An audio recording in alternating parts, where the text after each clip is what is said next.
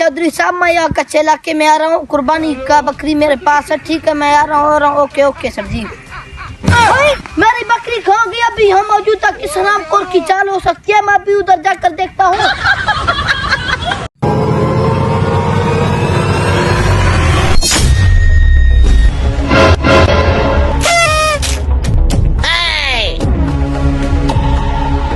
इसको सब्जी करके खाते हैं। अबे नहीं सर जी, आराम को हमने इतना सारा मेहनत किया, इसे बेचते हैं। चलो वो हमारे पीछे ना आ जाए। ठीक है चौधरी साहब, मैं यहाँ कच्चे इलाके में आ रहा हूँ। कुर्बानी का बकरी मेरे पास है। ठीक है, मैं आ रहा हूँ। ओके ओके सर जी।